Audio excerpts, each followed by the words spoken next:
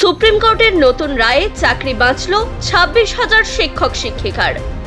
শিক্ষক শিক্ষিকাদের হাহাকারে ভরে উঠেছিল গোটা পশ্চিমবঙ্গ রাজ্য।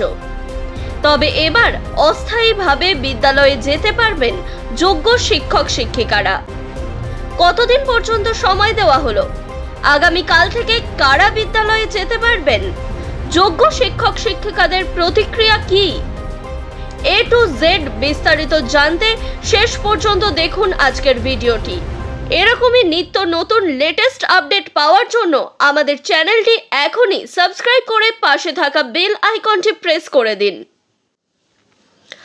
আগামীকাল থেকে কারা স্কুলে যেতে পারবেন আর কারা নয় স্পষ্ট জানিয়ে দিল সুপ্রিম কোর্ট। স্বস্তি চাকরিহারাদের একাংশের। গত এপ্রিল মাসের 3 তারিখে সুপ্রিম কোর্টের রায়ে বাতিল হয়েছিল 2016 সালের এসএসসি পরীক্ষার গোটা প্যানেল। এক্ষেত্রে এসএসসি মানে পশ্চিমবঙ্গ রাজ্যের স্কুল সার্ভিস কমিশনের কথা বলা হচ্ছে। চাকরি হারিয়েছিলেন প্রায় 26,000 চাকুরিজীবী। এর মধ্যে ছিলেন চিহ্নিত অযোগ্যরাও।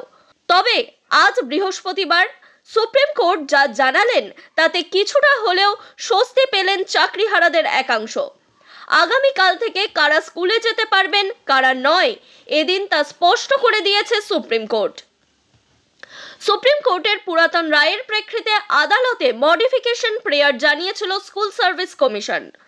সেই আর্জিতে সাড়া দিয়েই এদিন সুপ্রিম কোর্টের বিচারপতি সঞ্জীব খান্না জানিয়েছেন, অযোগ্য বলে চিহ্নিত নন এমন শিক্ষক শিক্ষিকারা আপাতত চালিয়ে যেতে পারবেন তাদের কাজ, কিন্তু শর্ত সাপেক্ষে। কি সেই শর্ত? চলুন জেনে নিই। সুপ্রিম কোর্ট জানিয়েছে দ্রুত নিয়োগ শুরু করতে হবে। এদিন কমিশনের আইনজীবীর কাছে নিয়োগ বিজ্ঞপ্তি জারির দিনও জানতে চান প্রধান বিচারপতি। জানিয়ে দেন আগামী 31শে মে নিয়োগের বিজ্ঞপ্তি জারি করতে হবে কমিশনকে, আর 31শে ডিসেম্বরের মধ্যেই শেষ করতে হবে নিয়োগ প্রক্রিয়া। এখন এই 31শে ডিসেম্বর পর্যন্ত যতদিন না নতুন নিয়োগ সম্পূর্ণ হয় ততদিন চিহ্নিত অযোগ্য নন এমন শিক্ষক শিক্ষিকারা তাদের নিজ নিজ স্কুলে শিক্ষকতার কাজ চালিয়ে যেতে পারবেন। এই কারণে চাকরি বহাল থাকছে এমনটা সরাসরি বলা না গেলেও আপাতত তারা চাকরি করতে পারবেন এই কথা বলাই যায়। অর্থাৎ স্থায়ীভাবে তারা এখন চাকরি না করতে পারলেও অস্থায়ীভাবে স্কুলে যেতে পারবেন অযোগ্য নন এমন শিক্ষক শিক্ষিকারা। তবে যাদের অযোগ্যের তকমা ইতিমধ্যেই লেগে গিয়েছে তারা কিন্তু বিদ্যালয়ে যেতে পারবেন না।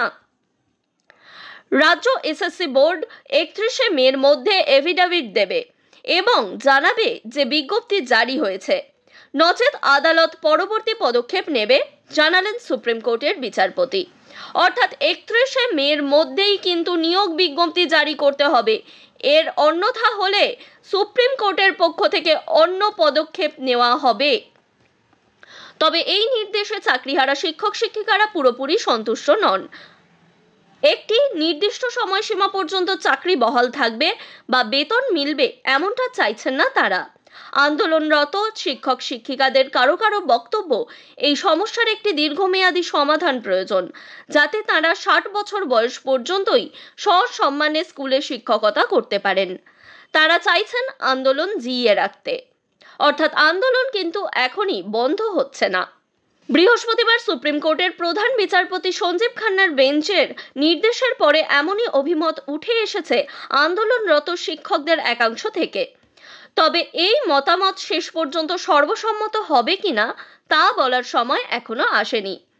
আন্দোলনকারীরা জানাচ্ছেন তারা নিজেদের মধ্যে আলোচনা করে এই বিষয়ে সিদ্ধান্ত নেবেন। অর্থাৎ আন্দোলন থেমে যাচ্ছে নাকি চলবে সেই সম্পর্কে কিন্তু এখনো কোনো সিদ্ধান্ত নেওয়া হয়নি। এই সিদ্ধান্ত তারা নিজেদের মধ্যে আলোচনা করে নিলে তবেই জানা যাবে আন্দোলন চলবে নাকি বন্ধ থাকবে। এসএসসির প্রায় 26,000 চাকরি বাতিল সংক্রান্ত সুপ্রিম কোর্টের রায়ের পর রাজ্যের বিভিন্ন জেলায় স্কুল পরিদর্শক বা ডিআই এর দফতরের সামনে বিক্ষোভ দেখিয়েছিলেন চাকরিহারারা। যদিও সুপ্রিম কোর্টের নির্দেশে সাময়িক স্বস্তি মিললেও কোনো স্থায়ী সমাধান মেলেনি।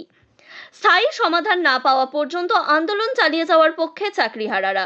অর্থাৎ যতদিন না স্থায়ীভাবে কোনো সমাধান হচ্ছে, অর্থাৎ যতদিন না শিক্ষক শিক্ষিকারা তাদের 60 বছর বয়স পর্যন্ত চাকরি করার অনুমতি পাচ্ছেন, ততদিন পর্যন্ত এই আন্দোলন কিন্তু চালিয়ে যাওয়া হতে পারে। পর্ষদের আর্জিতে সারা সুপ্রিম কোর্টের। যারা দাগি নন তারা যেতে পারবেন স্কুলে। পরীক্ষা নিয়ে নতুন নিয়োগ বর্ষ শেষে।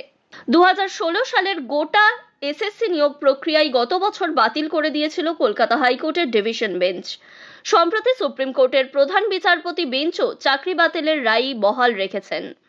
ওই রায় পুনর্বিবেচনার জন্য সুপ্রিম কোর্টে নতুন করে আবেদন করেছিল মধ্য শিক্ষা পর্ষদ। পর্ষদের আর্জি ছিল রাজ্যের শিক্ষা ব্যবস্থার কথা মাথায় রেখে যারা দাগী বা অযোগ্য হিসাবে চিহ্নিত নন, আপাতত তাদের চাকরি বহাল থাক। তবে 31শে মের মধ্যে রাজ্য এবং এসএসসিকে নতুন নিয়োগ প্রক্রিয়া শুরুর বিজ্ঞপ্তি দিতে হবে। ওই মর্মে 31শে মের মধ্যে আদালতে হলফনামা দিয়ে তা জানাতে হবে। 31শে ডিসেম্বরের মধ্যে পরীক্ষা নিয়ে নিয়োগ প্রক্রিয়া শেষ করতে হবে।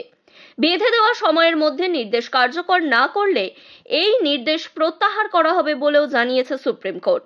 সেক্ষেত্রে আদালতে প্রয়োজনীয় নির্দেশ দেবে।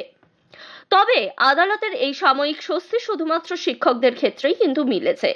শিক্ষাকর্মীদের ক্ষেত্রে পুরনো নির্দেশই বহাল থাকছে, অর্থাৎ গ্রুপ সি এবং গ্রুপ ডি চাকরি প্রার্থীদের ক্ষেত্রে কিন্তু কোনো চাকরি ফেরত পাওয়ার আশা আপাতত নেই। তবে গ্রুপ সি এবং গ্রুপ ডি দের ক্ষেত্রে আবেদন গ্রহণ করেননি সুপ্রিম কোর্ট। কারণ হিসাবে জানানো হয়েছে এই গ্রুপে অযোগ্যদের সংখ্যা তুলনামূলকভাবে বেশি, সেই কারণে আবেদন গৃহীত হলো না। অর্থাৎ যারা গ্রুপ সি এবং গ্রুপ ডি লেভেলের কর্মচারী ছিলেন তারা কিন্তু চাকরি ফিরে পাচ্ছেন না। তাদের ক্ষেত্রে কিন্তু পরবর্তীকালে পরীক্ষার মাধ্যমেই নিয়োগ করা হবে, অর্থাৎ তারা আবার পরীক্ষা দেবেন, সেই পরীক্ষায় উত্তীর্ণ হলে তবেই কিন্তু কর্মী হিসাবে নিযুক্ত হতে পারবেন।